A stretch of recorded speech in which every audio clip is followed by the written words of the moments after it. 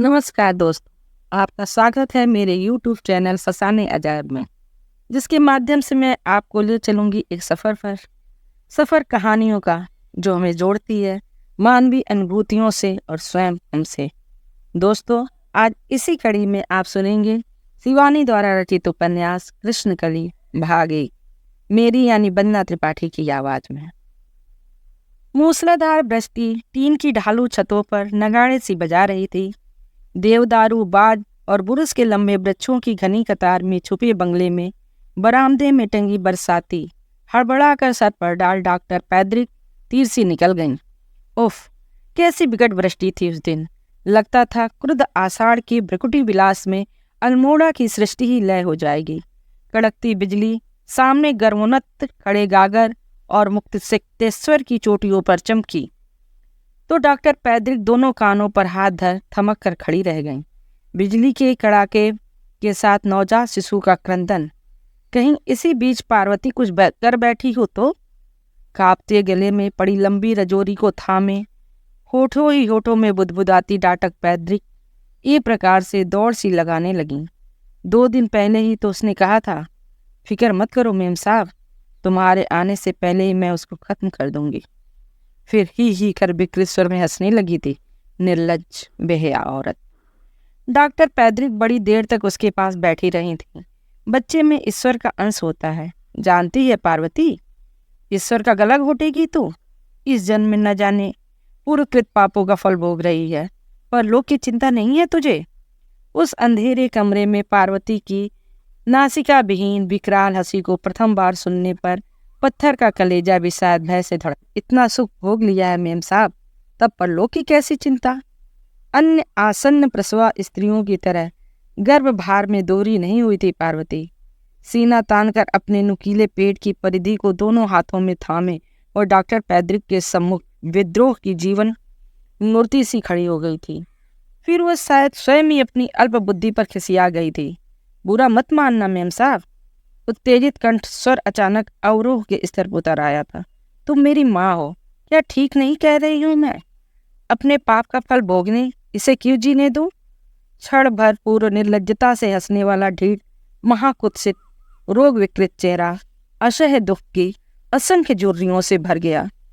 पलक विहीन बड़ी बड़ी आंखों में आंसू छलक आए। किसी क्रूर हृदयहीन आक्रमणकारी शत्रु की बात वहां रोग ने सौंदर्य की दुर्ग की धज्जियां उड़ा दी थीं, पर ऐतिहासिक दुर्ग के भग्नावशेष में भी जैसे 2 सुंदर झरोखे वैसे के वैसे ही धरे थे। शत्रु की निर्मम गोलाबारी केवल रेशमी पश्चिमों को ही झुलसा पाई थी। हल्द्वानी में अपनी बस के पीछे भागती पार्वती को डॉक्टर पैद्रिक 10 वर्ष पूर्व पकड़कर अपने आश्रम में लाई थी। तब की पार्वती और आज की पार्वती में धरती आकाश का अंतर था। नुकीली नाक, भरा भरा शरीर और मछली सी तिरछी बड़ी बड़ी आंखों की स्वामिनी पार्वती अब क्या वैसी ही रह गई थी? पैरों के कैनवास के फटे जूते देखकर ही डॉक्टर पैद्रिक की अनुभवी आंखों ने रोग का प्रमुख खेमा पकड़ लिया था। अभी हाथ पैर के अंगूठों पर ही रोग ने कुठाराघात किया था। समझा बुझा अंत में पुलिस का भय दिखाकर ही डॉक्टर उसे अपने साथ ला पाई थी। तेरा यह रोग भी एकदम ठीक हो सकता है, जानती है लड़की। और उस आकर्षक लड़की ने दोनों हाथों के ठूठ दुष्टता से हंसकर ठीक डॉक्टर पैद्रिक की नाक के नीचे फैला दिए थे। ये उंगली कहाँ से लाएगा मेम साहब? 10 उंगलियों में से अवशेष उन 3 उंगलियों की गठन निस्संदेह अनुपम थी। लंबी ऊपर से मुड़ी उंगलियां बहुत पहले जावा में रहती थी डॉक्टर पैद्रिक। आज इन 3 उंगलियों को देखकर उन्हें जावा की नर्तकियों की कलात्मक उंगलियों का स्मरण हुआ है। सचमुच ही इस नमूने की उंगलियां गढ़ने में डिकी को कोई कठिन परिश्रम करना होगा, पर डिकी की अद्भुत शक्ति को वह जानती थी। बेलोर का वह विलक्षण चरक आज तक कितने ही गलत अंशों का पुनः निर्माण कर असंख्य अभिशप्त रोगियों को जीवन दान दे चुका था। उनका अनुमान ठीक था। पार्वती बेलोर से अपनी नकली उंगलियां लेकर लौटी तो डॉक्टर पैद्रिक दंग रह गई। कौन कहेगा उन सुघड़ उंगलियों की बनावट में कलाकार कहीं भी विधाता से पिछड़ा है। पर पार्वती को ये नई उंगलियां देकर बहुत बुद्धिमानी का कार्य नहीं किया। यह डॉक्टर पैद्रिक जैसी बुद्धिमती महिला पहले ही दिन समझ गई। भागकर पार्वती न जाने किस किस से देला टका उधार लेकर बाजार से अपनी नई नई उंगलियों के लिए कई रंग बिरंगी अंगूठियां, मनकों की माला और एक छोटा सा दर्पण खरीद लाई। जब डॉक्टर पैद्रिक ग्राउंड पर गई तो वो अपनी खटिया पर दुल्हन से सजी धजी नन्हे दर्पण में अपना मुख निहारती मुग्धा नायिका बनी बैठी थी। डॉक्टर का हृदय उस अभागिनी के लिए करुणा से भर गया। पार्वती, उन्होंने उसकी नकली उंगलियों से जगमगाती उंगलियों को सहलाकर कहा था, मैं तेरी जगह होती तो पहले इन उंगलियों को खुद उस खुदा की बंदगी में जोड़कर घुटने टेकती जिसने इन्हें जोड़ने के लायक बना दिया, और तुझे पहले इन्हें सजाने की ही पड़ी है। ही मेम साहब। नास्तिक पार्वती को लाख चेष्टा करने पर भी डॉक्टर आस्तिक नहीं बना पाए थे। कठिन असाध्य रोग ने उसे चिड़चिड़ी, निर्लज और ढीठ बना दिया था। भगवान, खुदा, इमाम समी, किसी को नहीं मानती हूँ मैं, सब झूठ है। मेरी उंगलियां क्या तुम्हारे खुदा ने ठीक की हैं? जिसने ठीक की हैं वह तो आपकी हमारी तरह ही आदमी है मेम साहब। डॉक्टर ने फिर कुछ नहीं कहा, पर पार्वती को उन्होंने अपने कमरे की झाड़ू बुहारी देने, फूलदानों पर पीतल पॉलिश करने आदि का छोटा मोटा काम सौंप कर ऐसे बांध कर रख दिया कि तोबड़ा बंदी जंगली घोड़ी की बात वह इधर उधर मुंह नहीं मार सकती थी। पर धीरे धीरे उसने अपने तेज दांतों से तोबड़ा काट कर धर दिया। डॉक्टर के कठोर अनुशासन से मछली सी पार्वती न जाने कब फिर अपने परिचित गंदले पोखर में सर से सरक कर इधर उधर तैरती फिरने लगी। पार्वती की भांति असदुल्ला खान कुष्ठ आश्रम के पुरुष डॉक्टरों का सबसे बड़ा सरदर्द था। ऊंचा लंबा सुर्ख गालों वाला पठान पहले दिन खून जचवाने आया तो कोई निकट से देखने पर उसके रोग के अस्तित्व का सूत्र नहीं पकड़ सकता था। तीखी नाक, तेजस्वी आंखें, चौड़ा माथा और घने काले बाल, जिनका गहरा काला रेशमी रंग उसके गौर वर्ण को और भी उजला बनाकर प्रस्तुत करता था। फटी सलवार और जर्जर नीली क्रेप की कमीज पहने वो डॉक्टर पैद्रिक के सम्मुख एक सलाम दागकर खड़ा हो गया। अभी रोग का आरंभ है खान, डॉक्टर ने कहा था। तुम संयम से रहो और यहाँ से भागे नहीं तो जल्दी ही ठीक हो जाओगे। अभी बीमारी ने तुम्हारा कुछ नहीं बिगाड़ा है। और वह अपनी भरी मूंछों के बीच मोती से दांत चमकाकर उसने फटा जूता खोला। दोनों पैर डॉक्टर पैद्रिक के सामने धर दिए थे। हीमा बनी दोनों उंगलियों को देखकर डॉक्टर सियर उठे और झुंझलाहट नहीं रोक पाए थे। आज तक क्या करते रहे हो तुम? पत्थर की खान में खच्चरों पर पत्थर लादता रहा मेम साहब। बड़ी बेयाई से वो एक बार फिर अपनी भूरी आकर्षक मूंछों के बीच मुस्कुराया। पास खड़ी पार्वती को देखने लगा। चुलबुली पार्वती उसकी इस हाजिर जवाबी से लोटपोट हो गई। वो खिलखिलाकर हंसी, पर दूसरे ही क्षण डॉक्टर को की कठोर दृष्टि ने उसे बूझ कर धर दिया। पार्वती, तुम यहाँ क्या कर रही हो? जाओ अपना काम करो। उन्होंने उस दिन तो उसे डपट कर भीतर भेज दिया, पर असदुल्ला के सामान्य रूप के छत विछत पौरुष का नाग उसे जाने पहले ही डस चुका था। लुक छिपकर उससे मिलती रहती, पर अभागिनी पार्वती यह नहीं जानती थी कि वह सुदर्शन पठान केवल उसी के सम्मुख प्रबलय की झोली नहीं फैलाता। कुष्ठाश्रम की असंख्य गोपियों का एकमात्र कन्हैया असदुल्ला ही था। पठान होकर भी वह शुद्ध मीठे लहजे में पहाड़ी बोल लेता था। दाड़िम के पेड़ के नीचे बैठकर जब वह एक से एक कठिन पहाड़ी लोक गीतों की धुन अपनी बंसी पर बजाने लगता तो कोड़ी खाने की भीड़ उसे घेर लेती, जैसे वर्षा की वेगवती धारा गंदे नालों के कचरे को अपने साथ साथ दूर बहा ले जाती है। ऐसे ही कुछ क्षणों के लिए कितनी ही बैठी नाक, झड़ी उंगलियां, पतझड़ के विवश पत्तों से गिरती पलकों की बता असदुल्ला की मादक करोड़ बंसी लहरी के साथ बहकर दूर चली जाती और फरमाइशों का बाजार गर्म हो उठता है।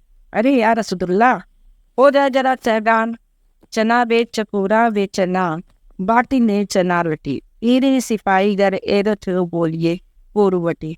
और असदुल्ला बंसी सहित स्मृतियों में डूबी चकोरी पार्वती की ओर मुड़कर बार बार वही पंक्ति दोहराने लगता तो एक साथ कई दूतों के सुर लयबद्ध ताल देने लगते। अरे चकोरी चना तेरा लौट आना है। पार्वती का तो थोड़ी ही आंसू से वो फिर दूसरे ही क्षण अपने आनंदी चोले में लौट आते। इन नकली उंगलियों से क्या चोटी गूंथूंगा रो, और गूंथ भी लूंगी तो मेरा सिपाही क्या अब मेरे लिए बैठा होगा? कोई बात नहीं पार्वती, हम तो बैठे हैं तेरे लिए। उसका नवीन प्रेमी पूरी बिरादरी के सम्मुख भूरी मूंछों पे ताव देता दोहरा होता, किसी नाटक के कलाकार की बात ही नम्र कर्टसी में झुक जाकर। वाह वाह, शाबाश, क्या कह रही? कही ये 1.25 लाख की। पार्वती ले जाकर भाग जाती। उन दोनों की प्रणय रसकेली पूरी बिरादरी को ज्ञात थी। फिर भी असाध्य रोग की एक सी व्यथा की एकता से सब ऐसे कसकर बंधे थे कि एक भी खिसता तो सबके साथ साथ खिंच जाते। किसी ने डॉक्टर फ्रेडरिक से एक शब्द नहीं कहा। कुछ दिनों तक असदुल्ला को कुठाश्रम की चारदीवारी में बंद रहने में कोई आपत्ति नहीं रही, पर धीरे धीरे वो लुक छुप कर आधी रात को खिसक जाता। आज मैंने एक बढ़िया पिक्चर देखी पार्वती, उसमें काम करने वाली छोकरी एकदम तेरी सूरत की है, वह कहता, और पार्वती को वह पार्वती कहकर बुलाता था। चल हट, पार्वती उसे झिड़क देती। इतने पैसे कहाँ से पाता है तू? क्यों, असदुल्ला खान के पास पैसों की क्या कमी? राजा कर मोती हो कर, वह पूरी मूछों पर ताव देता। पहाड़ी की कहावत से अपनी पार्वती को एक बार फिर निहाल कर देता। अभी तो 3 ही खच्चर बेचे हैं, 50 खच्चर चाचा जयराम को सौंप के आया हूँ। अगले हफ्ते तुझे 3 तोले की मछलियां नहीं बनवा दी तो मेरा नाम बदल देना, समझी? झूठ नहीं बोलता था खान, पर पार्वती को उन 3 तोलों की रामपुरी मछलियों का गहरा मोल चुकाना पड़ा था। पार्वती की दुरावस्था का भान होते ही असदुल्ला कब चुपचाप खिसक गया, कोई नहीं जान पाया। इधर पार्वती के असंयमित जीवन ने रोग को तीव्रता से उभा दिया था। खाई खंदक में छिपे कुटिल शत्रु की भांति उसने एक दिन पार्वती की पीठ में छुरी भोंक दी। रीढ़ की हड्डी की मर्मांतक व्यथा से वह छटपटा रही थी कि उस पर झुकी थी डॉक्टर फ्रेडरिक ने उसका रोग पकड़ लिया। बड़ी देर तक वह हदबुद्धि सी बैठी रह गई। ये क्या कर बैठी पार्वती? कौन था वह हृदयहीन? बताती क्यों नहीं बच्ची? पर पार्वती एक शब्द भी नहीं बोली। जिस उठी नासिका के एकमात्र स्तंभ पर उसके सौंदर्य का प्रसाद अब तक खड़ा था, वह अचानक बैठने लगी थी। आंखों की पीड़ा से कभी कभी ऐसी व्याकुल हो जाती कि लगता कोई लोहे की सहस्त्र गर्म सलाखें उसकी आंखों में घुसेड़ रहा है। उस पर चक्राकार झूमते गर्भस्थ शिशु के अंधाकार में भविष्य की चिंता उसे पागल बना देती। एक दिन उसने स्वयं ही दृढ़ निश्चय कर लिया, पुत्र हो या पुत्री, एक क्षण भी उस अभागे जीव को वह इस पृथ्वी पर सांस नहीं लेने देगी। अपना वही अमानवीय दृढ़ संकल्प उसने डॉक्टर फ्रेडरिक के सम्मुख दोहराया तो वे सिहर उठी। आज वही क्षण आया तो हृदय एक बार फिर उसी आशंका से कांप उठा। निश्चय ही वह पार्वती के शिशु का क्रंदन था।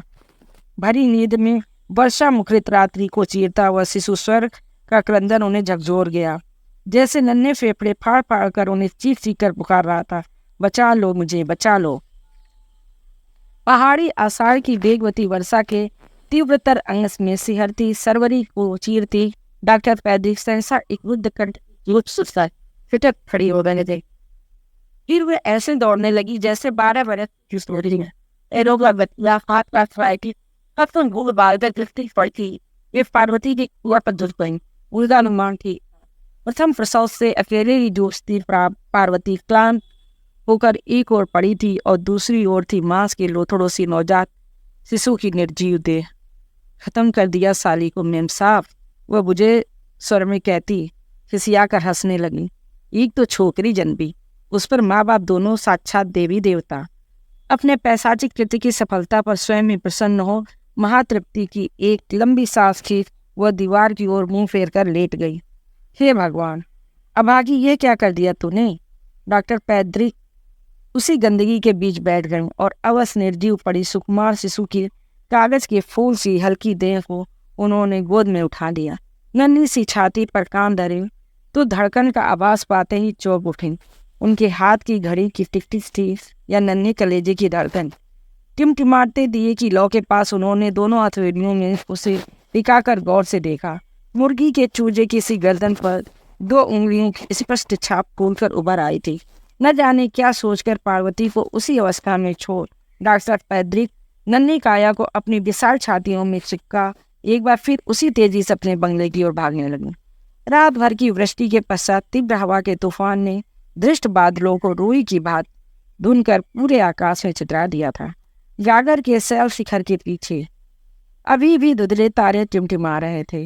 भोर होने को थी। कब रात बीत गई डॉक्टर जान भी नहीं पाए।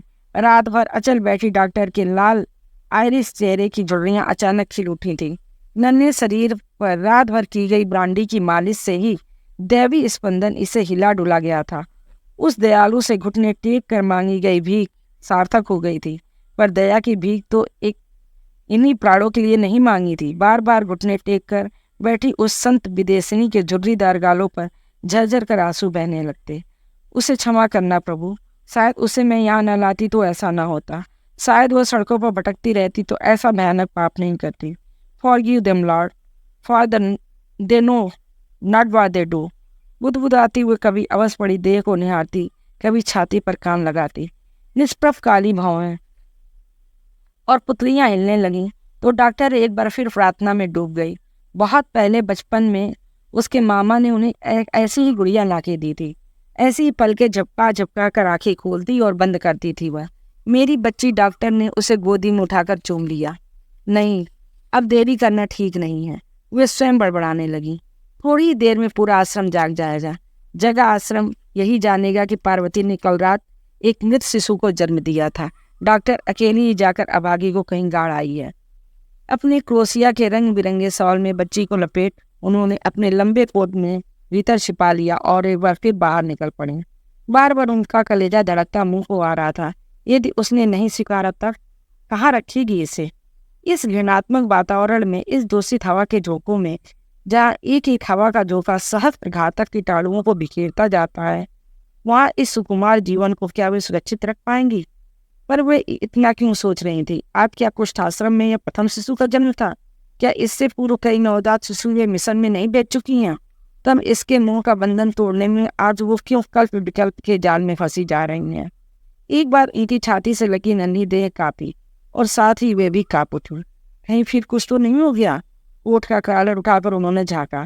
काले झबरे बालों के बीच चमकते माथे पर कंधे झाड़ रहे देवदार के वृक्ष से एक बूंद वर्षा की पड़ी। चूक कर छोटे से होठ कांपे। डॉक्टर ने उसे और जोर से छाती से चिपका लिया। कैसी नीरो निस्तब्ध रात्रि थी। एक तो उस निर्जन सड़क पर संध्या होते ही सन्नाटा छा जाता था। उस पर आज ऐसी वर्षा में भला कौन घूमने बाहर निकलता? लाल छत के बंगले को पहचान कर डॉक्टर ने द्वार खटखटाया। कोई उत्तर नहीं आया।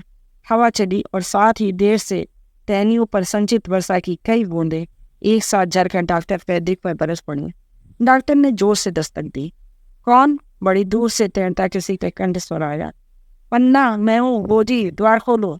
रोजी, तुम इतनी रात को? आओ आओ, राम राव, तुम तो एकदम ही भीग गई हो।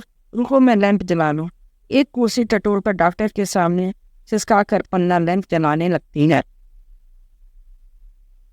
लैंप के धीमे प्रकाश से पहले वह केवल उस गंभीर चेहरे को ही देख पाई, पर धीरे धीरे दो असीम वेदनापूर्ण प्राण, बड़ी आंखों की करोड़ दृष्टि उस विशाल वक्ष से चिपकी नन्ही देह पर उतर आई। यह क्या? एक प्रकार से लड़खड़ाती पन्ना पलंग का पाया पकड़कर बैठ गई। 7 दिन पहले उसकी शून्य बाहों से यही डॉक्टर पैद्रिक, जिसे सफ़ेद कपड़े में लपेटकर निर्ममता से कहीं दूर गाड़ने ले गई थी, उसे ही क्या फिर गड़े से निकाल लाई हैं? क्या पता फिर उस निर्जीव देह में प्राण लौट आए हैं। रोजी, कहाँ से लाई हो इसे? क्यों मुझसे छीन ले गई थी? क्यों तड़पाया मुझे 7 दिनों तक? एक बार फिर पन्ना वैसे ही हिस्टीरिकल होने लगी। डॉक्टर ने बिना कुछ कहे कुनकुनाती बच्ची को पन्ना की गोद में डाल दिया। बहुत भूखी है पन्ना, दूध अभी उतर रहा है क्या? अनाड़ी हाथों में मृत वत्सा पन्ना ने उसे छाती से चिपका लिया। ब्रेस्ट पंप से सुखाई गई मातृत्व की सूखी लता फिर पल्लवित हो उठी। चप चप कर अमृत की घुटक घुटकती काया को छाती से चिपका कर पन्ना ने आंखें मूंद ली थी और पागलों की बात स्वयं ही बड़बड़ा रही थी। यह तो तुम्हारा सरासर अन्याय है रोजी। यह भी कैसा मजाक था वाला? तुमने इतने दिनों तक एक भी शब्द नहीं कहा। हाय, मेरी बच्ची को 7 दिनों तक बिना दूध के भूखा मार दिया तुमने। उस श्रम का ग्वाला जिस गाय को दोने लाता था, एक बार उसकी बछिया मर गई थी। दूसरे ही दिन वह भूसा भरी बछिया को गैया से टिकाकर फिर दोने आ गया। डॉक्टर पैद्रिक को लगा भूसा भरी बछिया ही उन्होंने भी आज पन्ना को से सटा दी है। उनकी आंखें डगमगा गईं। पन्ना, माय डार्लिंग, बड़े मीठे स्वर में उन्होंने पन्ना को पुकारा। सवेरा होने को है, मुझे अभी लौट जाना होगा। पन्ना ने आंखें खोल दी और सहमी दृष्टि से डॉक्टर को देखा। न जाने किस आकांक्षा से वो कांप उठी। फिर तो नहीं छीन लोगी इसे? मैं तुमसे झूठ नहीं बोलूंगी पन्ना, वे रो रुक कर कहने लगी। ये तुम्हारी बच्ची नहीं है। भूखी बच्ची तृप्त होकर अभी भी उसकी छाती से लगी थी। होठों से स्तन स्वयं छूट गए थे। पन्ना शायद चौंकर पूछेगी, क्या मेरी नहीं है? किसकी है तब? पर पन्ना ने कुछ भी नहीं पूछा। इतनी देर तक आंखें बंद कर वो अपनी सूक्ष्म दृष्टि से सब कुछ देख चुकी थी। पन्ना, डॉक्टर पैद्रिक ने फिर पुकारा। क्या है रोजी? शांत स्वर में पूछे गए प्रश्न और आंखों की स्थिर दृष्टि में जिज्ञासा थी और न ही कौतूहल। ये क्या पार्वती की बच्ची है रोजी? उसने पूछा तो डॉक्टर पैद्रिक जैसे आकाश से गिर पड़ी। कैसे जान लिया इसने? क्या मन की भाषा में पढ़ लेती है विलक्षण नारी? उत्तर में डॉक्टर ने सिर झुका लिया। रोगी की ऐसी विवत्स अवस्था में जन्मी उस बच्ची को उन्होंने पन्ना की गोदी में डाला ही है किस दुस्साहस से। पन्ना पार्वती को ही नहीं, असदुल्ला को भी जानती है। कई दिनों तक वह उसके बगीचे में माली का काम करता रहा था। डॉक्टर पैद्रिक ने अपनी ही सखी के यहाँ उसकी ड्यूटी लगा दी थी। इसकी रिपोर्ट निगेटिव है पन्ना, इसको चाहो तो हाट बाजार का काम भी ले सकती हो, पर लाख हो था तो वह कुष्ठ रोग ही। समाज इन अभागों को निगेटिव रिपोर्ट को क्या आज तक मान्यता दे पाया है? ऐसे माता पिता की अभिशप्त संतान क्या इस उदार गोदी में स्थान पा सकेगी? निश्चय ही दूर पटक देगी पन्ना। मैं इसे मौत के मुंह से खींच कर लाई हूँ। डॉक्टर का गला भर आया। तुम्हें तो बता ही चुकी थी, वह मूर्ख लड़की पहले ही ऐलान कर चुकी थी। पता नहीं कब उसे दर्द उठा, कब यह हो गई। इसी की चीख पुकार से मैं भागी। जब तक पहुंची शैतान उस पर सवार हो चुका था। अभी भी गर्दन पर उसकी उंगलियों के निशान बने धरे हैं। अगर इसे कुछ हो जाता तो मैं खुदा को क्या मुंह दिखाती। मैंने ही तो इसे ये नई उंगलियां दी थी। तब मैं क्या जानती थी कि वह इनसे एक दिन एक नन्ही जान का खात्मा करने पर उतारू हो जाएगी। पन्ना एक शब्द भी नहीं बोली। बच्ची उसकी छाती से लगी चुपचाप पड़ी थी। मैं जानती हूँ कि इसके माँ बाप को एक बार देख लेने पर कोई कितना ही उदार दे क्यों ना हो, शायद ही इसे स्वेच्छा से ग्रहण कर पाएगा। पर मैं तुम्हें जानती हूँ पन्ना, इसी से तुम्हारे पास बड़ी आशा से आई हूँ। एक तो यह समय से पूर्ण हुई है। माँ का दूध न मिलने पर यह कभी नहीं जी पाएगी। 1 वर्ष तक भी तुम इसे अगर पाल दो तो मैं फिर इसे मिशन को दे दूंगी। एक बात और कहना चाहती थी पन्ना। डॉक्टर का खिसियाना कंठस्वर क्षमा याचना सी करने लगा। यह रोग पैतृक ही होता है, ऐसी धारणा गलत है। मेरे पास कई कुष्ठ रोगियों की स्वस्थ संतान का पूरा रिकॉर्ड धरा है। पन्ना गहरे सोच में डूबने उतारना आने लगी। कैसा अनुभूत स्पर्श था। वही गुदगुदी देह, मखमली होठों की गुदगुदी, लगने वाली सेहरन, एक असह्य टीस और फिर स्वर्गिक शांति। अचानक छाती में बंधी सब गिल्टियां जैसे किसी ने सौंप ली थीं। रात भर की थकान, मानसिक अशांति और पन्ना की चुप्पी से डॉक्टर सहसा झुंझला उठी। कुछ कहती क्यों नहीं है? कुछ तो कहो, हाँ या ना। पन्ना, वह फिर कहने लगी, मुझे लगता है ईश्वर ने शायद तुम्हें इसी महान पुण्य का भागी बनाने के लिए यहाँ भेजा है। क्यों, है ना? पन्ना हंसी। कैसी अपूर्व रहस्यमयी मुस्कान थी उसकी। व्यथा से नीले होठों के बंकिम खिंचाव में व्यंग्य था या उल्लास। क्या वह मन ही मन डॉक्टर पैद्रिक की हंसी तो नहीं उड़ा रही थी? शायद सोच रही हो, कैसी चतुर होते हैं ये मिशनरी। पन्ना कहीं उसे गलत न समझ बैठे। डॉक्टर पैद्रिक का कंठस्वर भी गंभीर हो उठा।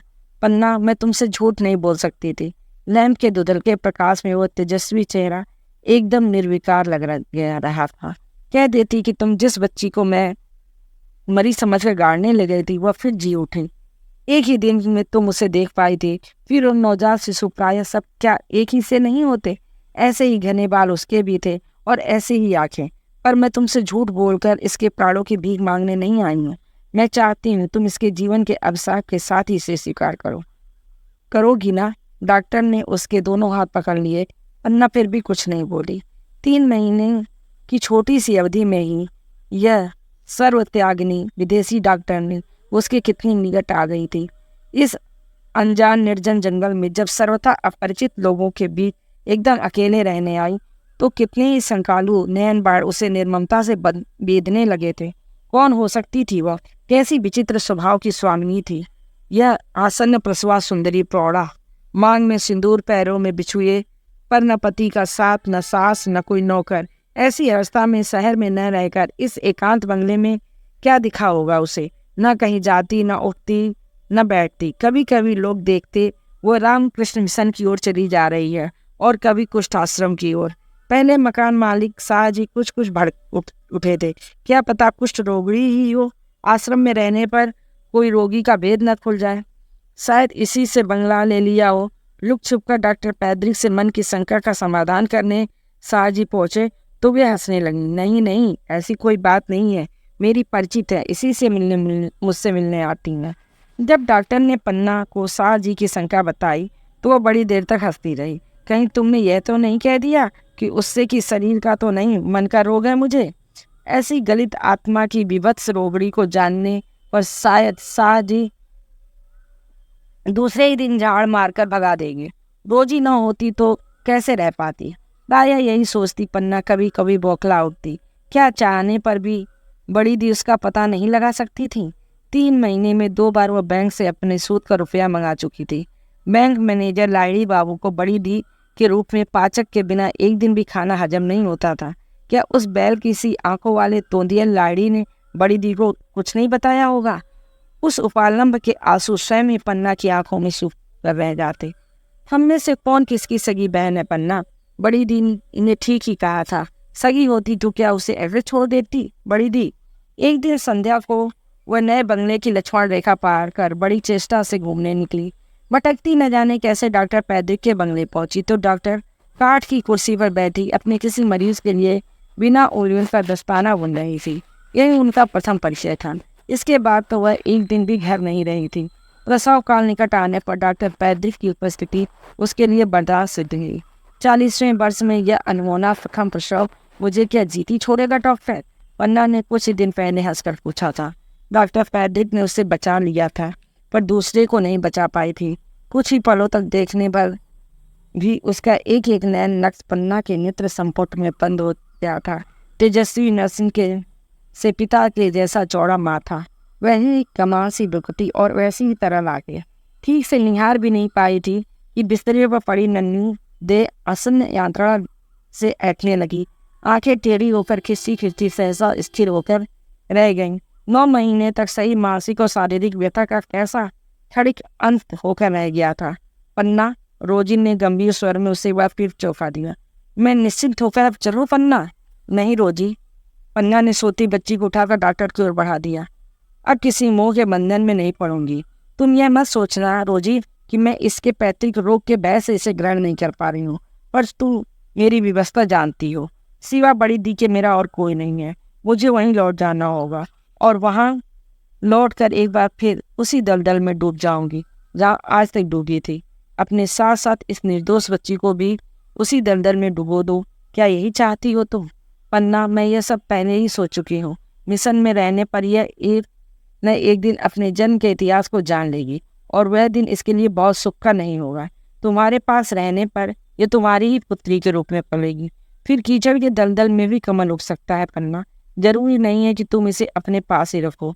तुम समर्थ हो, चाहने पर इसे अच्छे से अच्छे बोर्डिंग स्कूल में रखती हो। छुट्टियां होने पर इसे साथ लेकर मेरे पास भी आ सकती हो पन्ना। इसी के साथ पहला अध्याय समाप्त होता है और फिर मिलेंगे दूसरे अध्याय में। तब तक के लिए नमस्कार दोस्तों।